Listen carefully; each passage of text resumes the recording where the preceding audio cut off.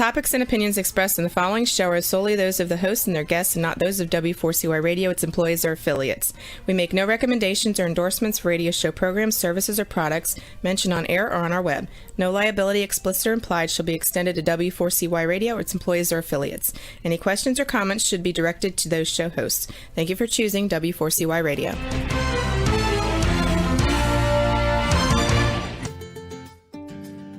Are you ready for Insights to Incite?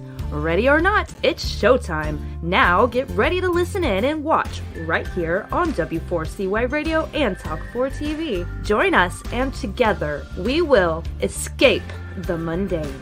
Insights to Incite, here is your host, Brandon Lawson. It has been said that this is like drinking poison and waiting for the other person to die. And the writer to the Hebrews describes this as a root. In this passage, he exhorts them, the Hebrews, to see to it that this root does not grow up or spring forth to cause trouble and defile many. Friends, today is Thursday, December 16th, and we have 2 more Thursdays left.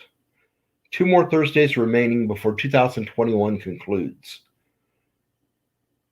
There are 2 Thursdays and a total of 15 days left before the ball drops on Times Square in New York and we enter into 2022. Between now and then, I am making available 2 special offers. One is for advertising on my show, and the other is a discounted rate should you bring me to your site to speak to your people. And whether it be one message or it be multiple messages, should you bring me in to speak in these speaking engagements, I purposely say bring me in because these are to be live and in person, not virtual. So should you like to bring me in or like to advertise your church, your business, your show, have a commercial on my show or just a mentioning of your business here and there? If you'd like to do that, then reach out to me. You can call me at 513-708-1517 and leave me a message and I'll be sure to follow up with you. And yeah, Roxy, you got the one. Yeah, go ahead and show the other there. Thank you. Okay, so I have to ask you, have you ever soaked some dishes? Or perhaps it was pots and pans or a baking sheet? Well, if so, what happened if you let them sit there soaking day after day? You know, let's say they soaked there, they just sat and soaked for 3.5, 4.5 days. What would you likely notice?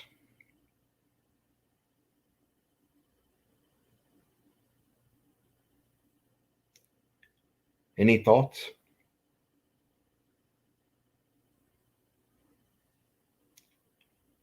Well, you might notice a gnat or two hovering over and around your sink.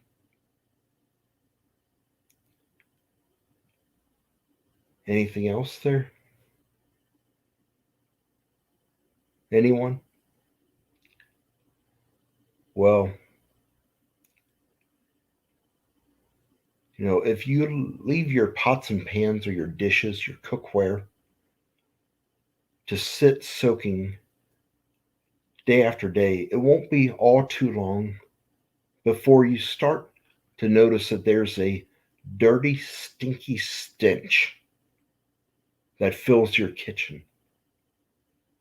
And that bitter aroma will then start to make its way to other parts of your house, bringing itself into other rooms.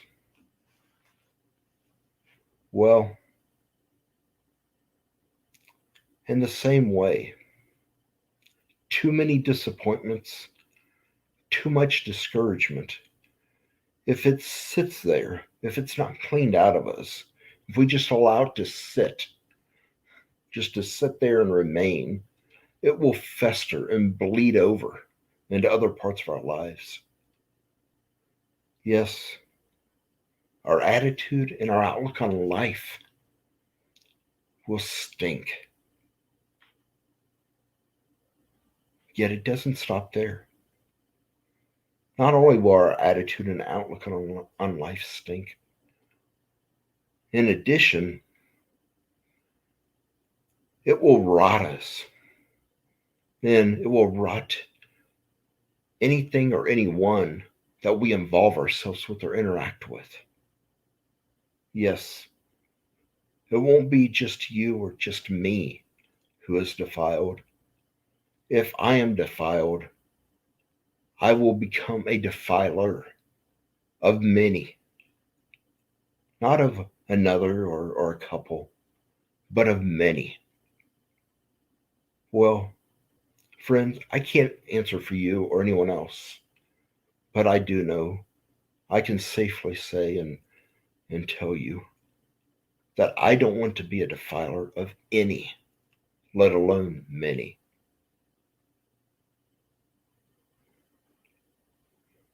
I mean, do you?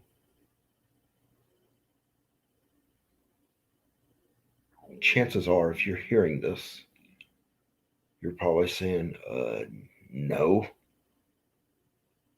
I mean, not many people want to be a defiler, even if they are. Well,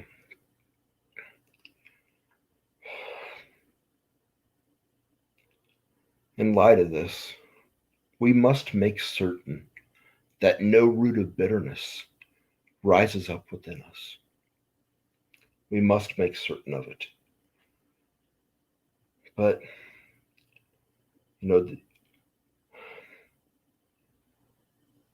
friends, bitterness is one of those issues that indeed does inhibit us.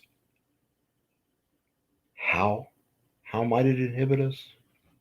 Well, stay with us, and I will share some ways in which it does that.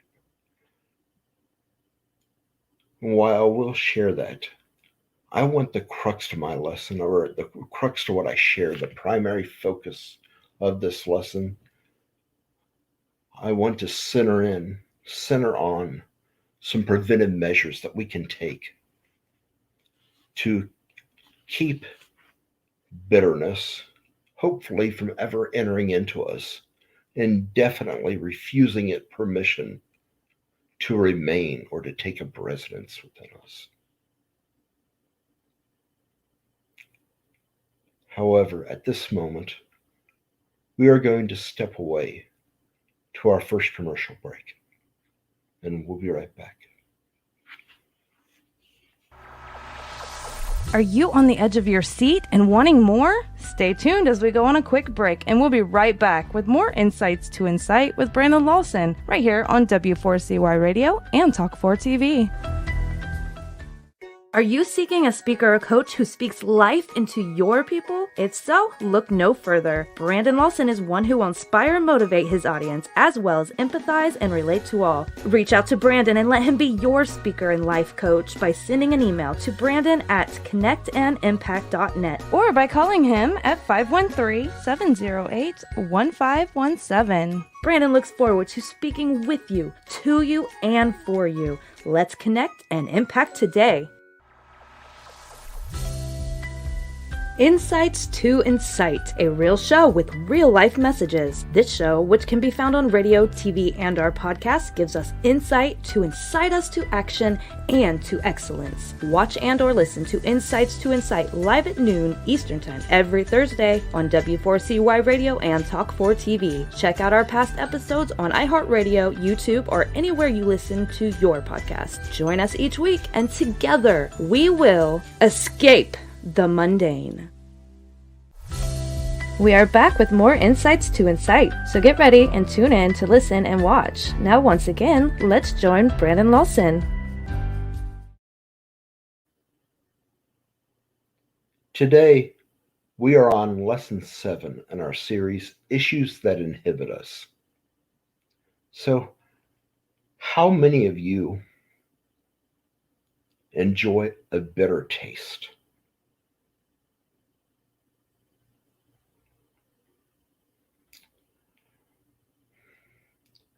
Some people, from what I understand, actually do enjoy this. Whether it's a literal bitter taste in their mouth or figuratively. Well, I can honestly say that I am not one of them. I mean, are you? I mean, can you relate to this? Friend, whether you are one who is for a bitter taste, or you like it, or you don't, I believe we all can relate to such an experience. Yes, I believe all of us can. So, just how? Well, first of all, I believe all of us can, but there's another person, a well-known figure in Scripture, who is noted for authoring more of the books in the Bible than any other person, the Apostle Paul. Yes, he understood this. He knew what it was like to have these, times of frustration, and I will get to him in a minute. But first, I have to ask you, you know, are you thinking to yourself, just how does this root of bitterness or uh, this tainted gall, as I think of it, how does it inhibit us and keep us from advancing or experiencing a better life? Well, there might be several ways in which one could identify of how it limits us, it restricts us, or halts our progress. But I want to narrow it down to just 3. And I've titled these 3 ways that I put together here. I've titled it 3 ways that we are grounded by bitterness. And that first way is we get stuck in the miry muck. Yes. Bitterness is, well, it's bitter. It sours. It sours us. It sours our attitude. And literally zaps us of any zest for life. See, bitterness has its own way about it, that it destroys all motivation. And in doing so, we are rendered motionless. And in essence, we are grounded by bitterness. So, my suggestion to you and to myself, or could say my tip, is to refuse to remain. Yes. Don't allow yourself to be immobilized. And I'm not even talking about physically and going places and doing things as much as inwardly, especially when it comes to something that was not good. Don't allow your mind to be fixed on that negative experience, upon that you know evil that was brought against you. Do not dwell on it. Refuse to remain, and you will not get stuck in the miry muck. Then, second, we are swayed and frayed by the mistakes we've made. So, Just what do I mean? Think back to a time when you experienced a series of setbacks in a short time window, or a string of them, one after another. Perhaps those setbacks were relatively minor.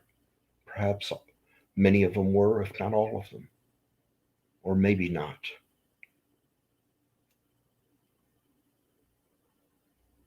You,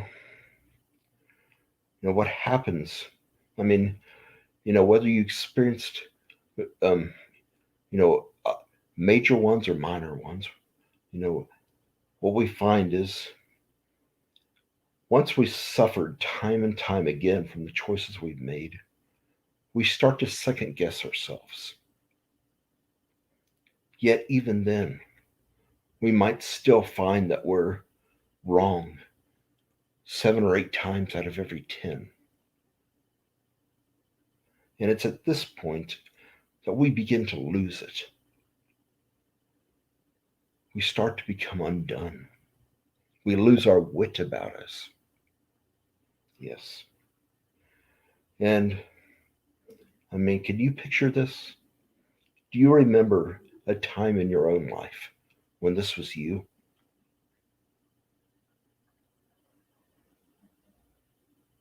I do. And I'll be the first to step forth and say, it is not a place I enjoy being.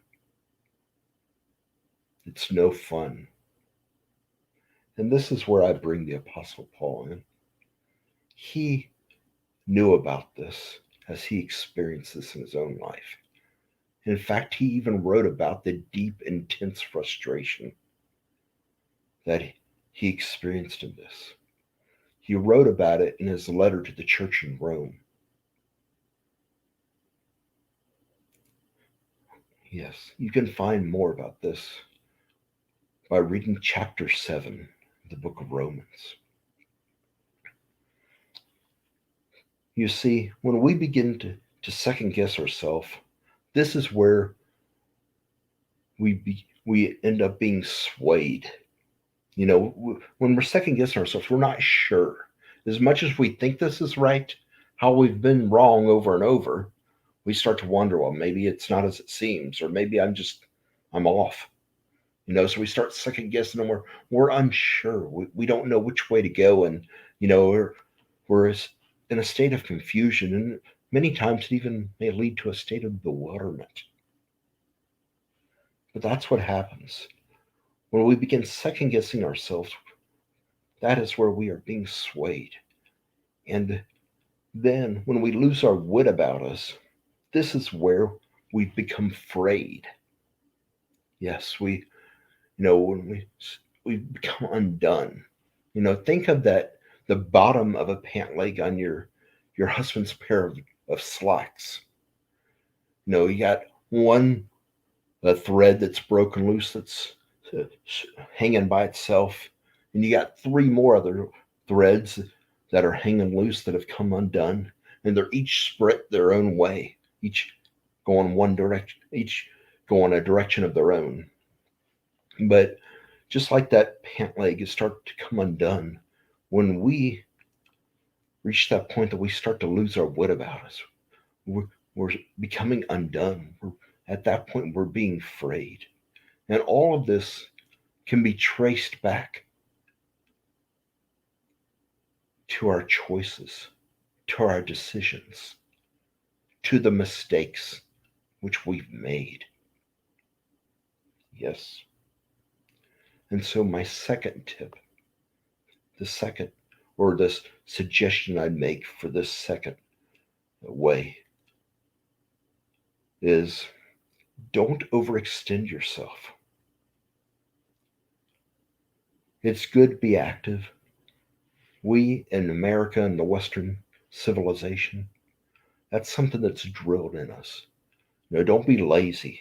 Don't be responsible. Be active. And that can be good, to be active. But overextending yourself, overworking yourself, this will only intensify and increase the likelihood that you will become undone. So, please, I plead with you, do not let this be you. Yeah. So, the third way that this affects us, that we are grounded by bitterness, is that we see our life as a refuse, and thus we become a recluse. This is when you have sunk into the cellar of life. Yes. As a result, you see your life as scraps. You see your life as scraps, or at best, some leftover pieces that should be scrapped. Your life in your own eyes is pretty much a waste pit. And therefore, you don't believe you have anything worthwhile to offer the world. Yes. You know you don't believe much of yourself. You don't see that you have anything of value to provide to others. No, your life is a waste pit. It's garbage. And as a result, what happens is you distance yourself, you isolate yourself, distancing yourself from others. And in doing so, you become a recluse. Yes. Friend, my suggestion to you is to remind yourself of your value, of your self-worth. But don't stop there. Remind yourself of the value of other people. Now, do this with self-talk, giving affirmation to your own value and to the value of other people. Don't lose sight of how special others are to you. Give yourself good, positive talk about yourself and about others. Remind yourself of this, and also feed yourself this through your surroundings. And your surroundings are more than just the setting you're in or the place you're at. It has to do with what you read. What do you listen to, whether it's music or something else? What do you watch on TV? What do you surf on the internet?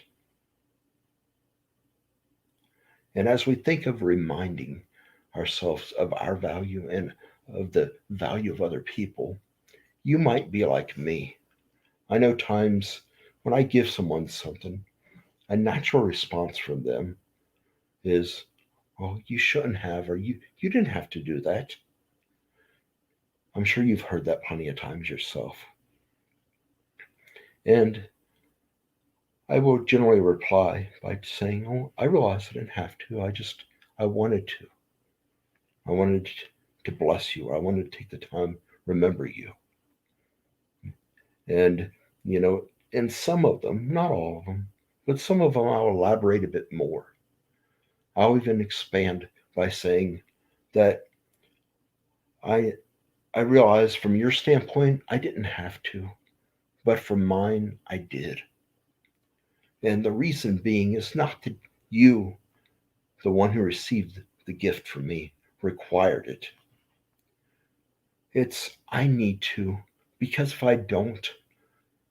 I don't constantly, you know, remind myself of how blessed I've been by this individual, or how special that person is to me, if I don't make it a point of reminding myself of it, then it won't stay fresh. It won't be on the forefront within me. It'll get buried under all the other stuff that I've, whether it be experiences, things I'm got planned to do that I'm thinking of, but it will be buried under a heap of stuff. And I won't even notice it. Does that mean I totally forgot it ever happened? No. But being all this other stuff's piled on top, you can imagine that if you're at the top of the pile, you get the precedence. Or if you're at the bottom, you're way back there. And so I would likely, maybe not totally forget, but I wouldn't extend such gratitude to you. I would not show it, and you might even come to the point that you think I don't even appreciate you.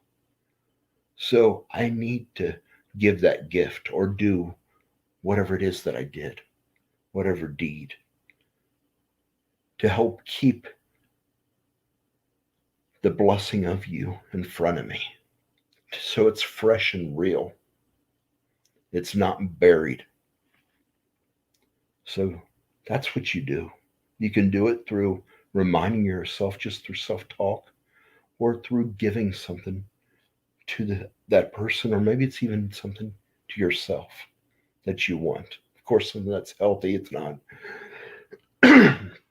not going to have a detriment to you. So that's how we do that. But friends, if you've already arrived in a state of bitterness, or bitterness has arrived in you, has taken root and grown up within you, well, I'd like to point you to the last two lessons. Lesson 5, 2 weeks ago, I spoke of disappointments. Then last week in lesson 6, I spoke of discouragement. And within each of these lessons, I mentioned some stuff that we can do to help us to rise up out of that. Yes. Now, for the remainder of this lesson, I want to speak of how we can prevent bitterness from taking root within us. And to do this, I will be reading from Hebrews chapter 12, if you want to follow along with me. And Hebrews chapter 12, I will begin starting in verse 1.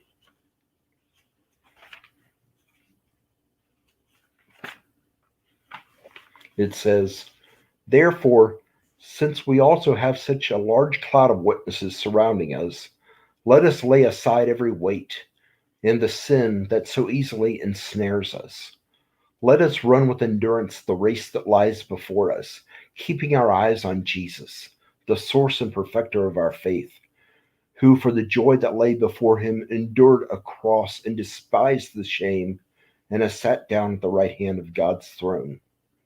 For consider him who endured such hostility from sinners against himself, so that you won't grow weary and lose heart. And struggling against sin, you have not yet resisted to the point of shedding your blood. And you have forgotten the exhortation that addresses you as sons. My son, do not take the Lord's discipline lightly, or faint when you are reproved by him. For the Lord disciplines the one he loves, and punishes every son he receives. Endure suffering as discipline. God is dealing with you as sons. For what son is there that a father does not discipline? But if you are without discipline, which all receive, then you are illegitimate children, and not sons. Furthermore, we had natural fathers discipline us, and we respected them. Shouldn't we submit even more to the Father of spirits and live? For they disciplined us for a short period of time based on what seemed good to them. But he does it for our benefit, so that we can share his holiness. No discipline seems enjoyable at the time, but painful. Later on, however, it yields the fruit of peace and righteousness to those who have been trained by it. Strengthen your tired hands and weakened knees, and make straight paths for your feet, so that what is lame may not be dislocated but healed instead. Pursue peace with everyone and holiness. Without it, no one will see the Lord. Make sure that no one falls short of the grace of God, and that no root of bitterness springs up, causing trouble, and by it defiling many. And make sure that there isn't any immoral or irreverent person like Esau, who sold his birthright in exchange for one meal. For you know that later, when he wanted to inherit the blessing, he was rejected because he didn't find any opportunity for repentance, though he sought it with tears. For you have not come to what could be touched, to a blazing fire, to darkness, gloom, and storm, to the blast of a trumpet and the sound of words. Those who heard it begged that not another word be spoken to them, for they could not bear what was commanded. And even if an animal touches the mountain, it must be stoned. The appearance was so terrifying that Moses said, I am terrified and trembling. You have not come to this, the writer of the Hebrews says. Instead, you have come to Mount Zion, to the city of the living God, the heavenly Jerusalem, to myriads of angels in festive gathering, to the assembly of the firstborn whose names have been written in heaven, to God who is the judge of all, to the spirits of righteous people made perfect, to Jesus, mediator of a new covenant, and to the sprinkled blood, which says better things than the blood of Abel. Make sure that you do not reject the one who speaks, for if they did not escape when they rejected him who warned them on earth, even less will we if we turn away from him who warns us from heaven. His voice shook the earth at that time, but now he has promised, yet once more I will shake not only the earth, but also heaven. This expression, yet once more, indicates the removal of what can be shaken, that is, created things, so that what is not shaken might remain. Therefore, we are receiving a kingdom that cannot be shaken. Let us hold on to grace. By it we may serve God acceptably with reverence and awe, for our God is a consuming fire. Now, there in verses 1 and 2, it speaks of that large crowd of witnesses, or in some translations say great cloud of witnesses. And this right here is referring to those heroes of the faith, many of which are recounted in the previous chapter, in Hebrews 11.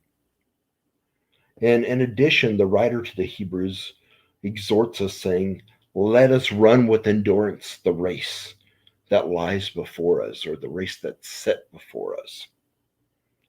Well, think of it like this. Our life, while it's not a race like a sprint of such, our life is more in tune with a race that would be like a marathon.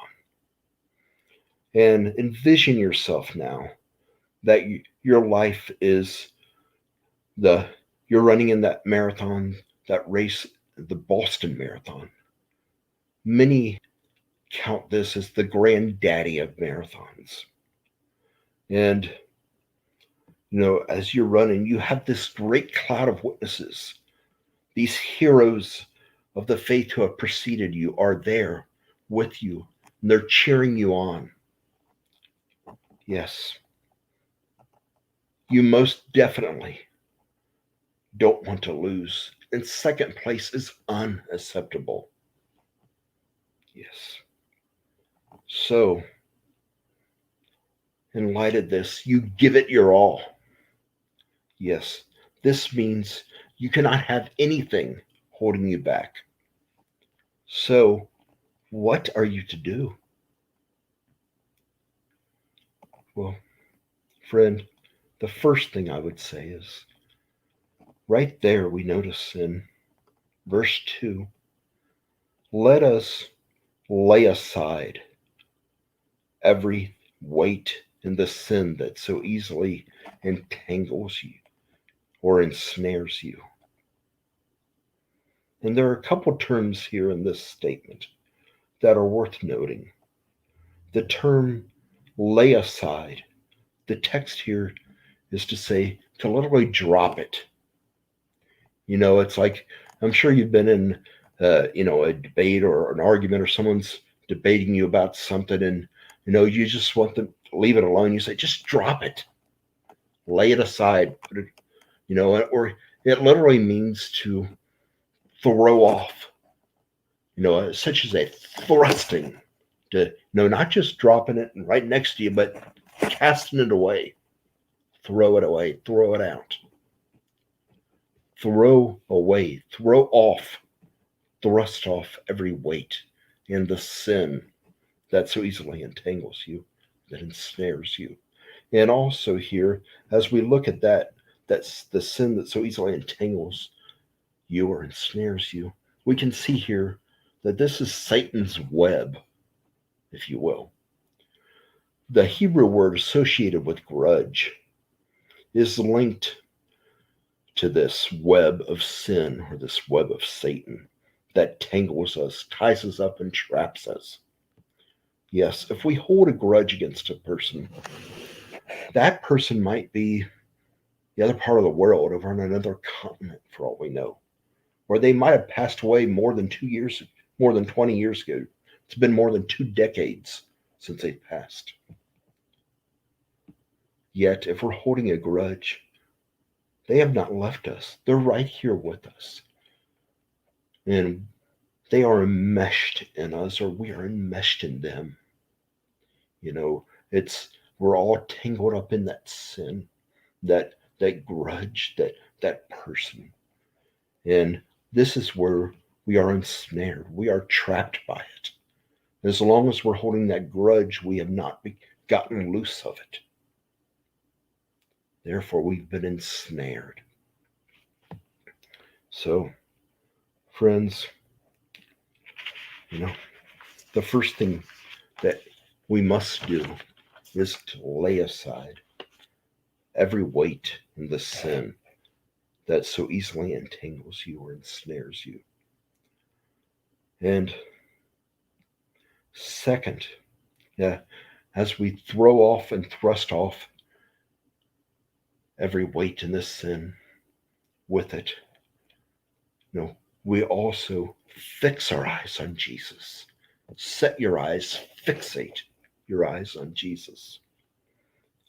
And this is to say that we keep our eyes on the prize. Yes, remain focused on the ultimate prize, the victory. That ultimate prize is Jesus. And Jesus, He and only He can complete our faith. For He is the very author of our faith. The term perfect, found here in the term perfecter, it actually has more than one meaning. This has to do with completing.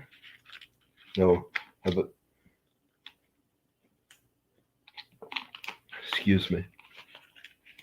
This has to do with completing, about completion. He completes our faith. And thus some translations read, the author and finisher of our faith.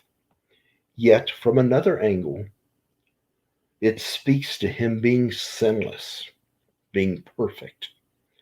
And because of this, He is the only one who can finish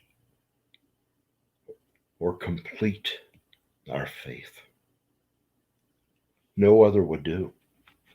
Therefore, we need to fix our eyes upon Jesus. And third, consider Jesus. Here in verse 3 of Hebrews chapter 12, here in verse 3 is the only place in the New Testament that you will find this Greek word that is used for the word consider. In this passage, consider is akin to comparing or to doing a comparison, much like one athlete is compared to another. Yet, in this comparison, there is a glaring fact that reveals itself ever so clearly. Yes, this glaring fact that reveals itself is that in this comparison, there simply is no comparison. And I say this for, what the writer here speaks of when he tells us for consider Jesus. He went on to say, for consider Jesus who endured such hostility from sinners against him, against himself. Well, what's being said here is when you look at his life and look at your own, or if I look at his and look at mine, I think I've got it bad. If I see what he went through, there's simply no comparison.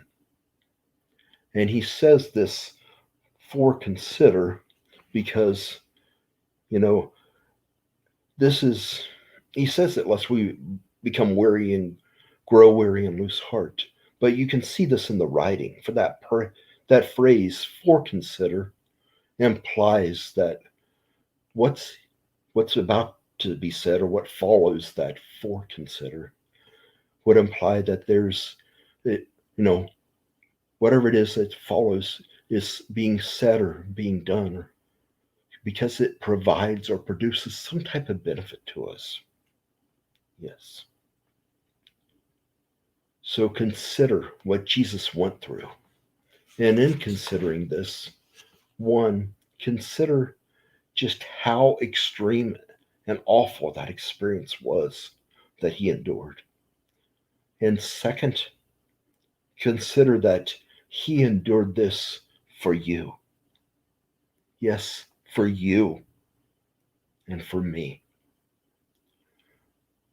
Yes, the scripture speaks of the intense hostility that he endured and how those Hebrews and how we ourselves have not yet suffered or resisted to the point of the shedding of blood. And you might be inclined to say, well, yeah, he went through that, but wasn't that part of God's plan? And yes, it was. But also, let me bring something to your attention.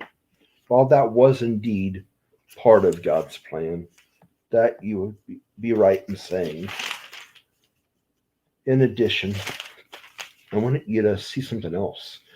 Looking at Matthew 26, this chapter starts out with the plot to kill Jesus. And then from there, there's the anointing at Bethany where a lady comes with an alabaster jar of a very expensive, costly fragrance and starts pouring it on him. And, she goes on to anoint him with this. And in doing so, the book of Matthew talks about how, in doing so, Judas Iscariot, he complained about her, pouring that oil on him, saying it could have been sold and the funds given to the poor. Yet he would not have given it to the poor. I mean, he was the treasurer and a thief of one. So he was not about to do that. And then leading on in this chapter, right thereafter, is the betrayal at the Passover. This is where Judas actually agrees to betray him. And Jesus calls this out when he gives the first Lord's Supper. And he's doing this because he recognizes that his time when he'll be crucified is coming. It's nearing. It's not too far out. So he's having this first Lord's Supper in which he institutes the Lord's Supper, remembering the Passover. And from there, he predicts Peter's denial. Then Moving on from that point, you see him the prayer in the garden as he pleads with the Father, to take this cup from him if he will. But that's where he also mentions that famous line of, but not your will be done, but not my will be done, but yours be done. And then Judas, puts that kiss on him to identify who he is so that he'll be betrayed.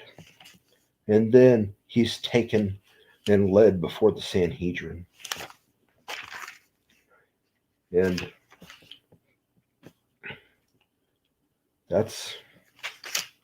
he's taken before the Sanhedrin there. He is a question of that. And then afterwards, it concludes when Peter denies his Lord. But I want you to see a specific part in here. I want to start in verse 50.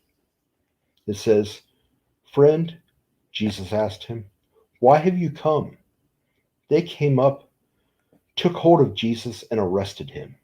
At that moment, one of those with Jesus reached out his hand and drew his sword. He struck the high priest's slave and cut off his ear. Another translation here identifies that one who was with him who did that as Peter. But then, continuing on, picking up in verse 52, it says, "Then Jesus told him, 'Put your sword back in its place, because all who take up a sword will perish by a sword.'" Do you have that slide, Roxy? "Or do you think that I cannot call on my Father, and he will provide me at once with more than 12 legions of angels? How then would the scriptures be fulfilled that say it must happen this way?" So yes, it was part of God's plan. It was part of God's plan to have him go through that. Yet, you can also see right here, he could have called 12 legions, or the equivalent of 10,000 angels, to rescue him. But he did not. He suffered. He went through it for you and I. And finally, when going through these hard times, remember, yes, when suffering, remember the awful hostility that Jesus endured for you. When suffering, it was not you who brought that suffering on. Remember what Jesus endured for you. And when it's a result of the choices that you made, and that's why you're suffering, remember the Father disciplines those he loves. Yes, this discipline is meant to chasten us, to cleanse us, because he loves us. So let's do our best to be mindful of this and focus on the future outcome and not the present suffering. Friends, may I impress this upon you. It has been said about bitterness that you get better by being better, not being bitter. Bitterness is an attachment to the past. Being better is an investment in your future. And bitterness, it said, is a result of clinging to negative experiences.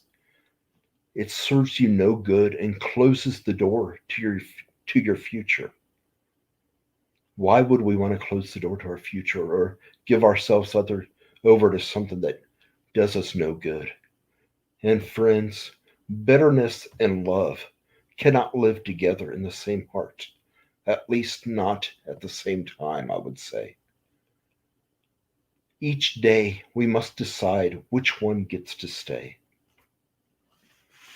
Friends, I want to conclude our show by reminding you of that offer. Those two offers, those banners, if you want to put for us, Roxy. That one there has to do with the advertising. You can advertise on my show. And then this other one has to do with the speaking engagement. And then finally, I just want to read to you. There's a common song most of us, if not all of us, have heard. And it was made quite popular. It was on the pop charts.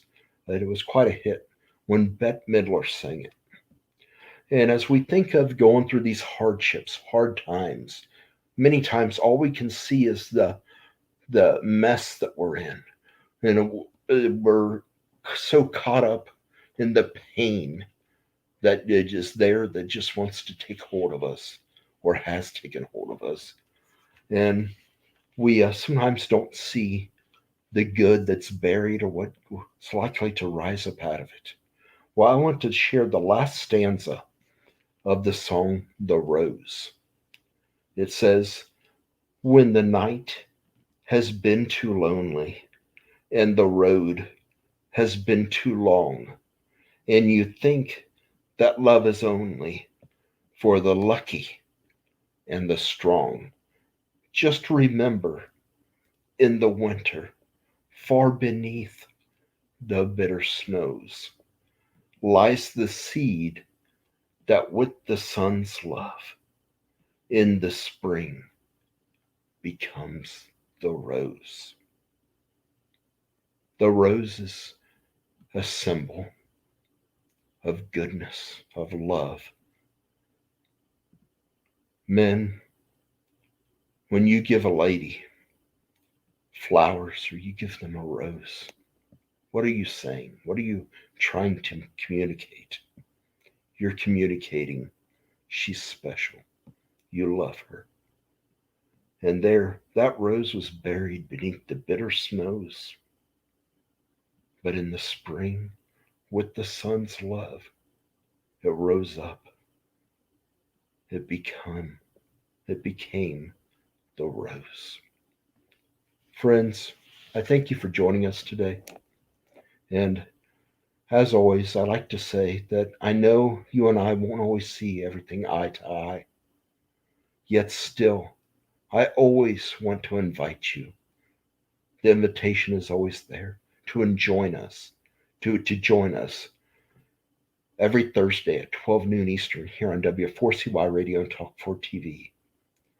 While we will not see eye to eye on everything, I invite you to join us here on Eye to Eye, Insights to Incite, every Thursday at 12 noon Eastern. We thank you, and we'll see you next week. Wow, what an insightful show. Thanks for listening in and watching today. If you missed any part of today's show or any other episode, check it out on iHeartRadio, YouTube, or anywhere you listen to your podcast. Now take today's insight and utilize it. Incite yourself to action and to excellence in the week ahead, and join us again next Thursday and every Thursday at 12 noon Eastern Time for another insightful session with Brandon Lawson as he speaks to us and shares some more insights to incite right here on W4CY Radio and Talk 4 TV.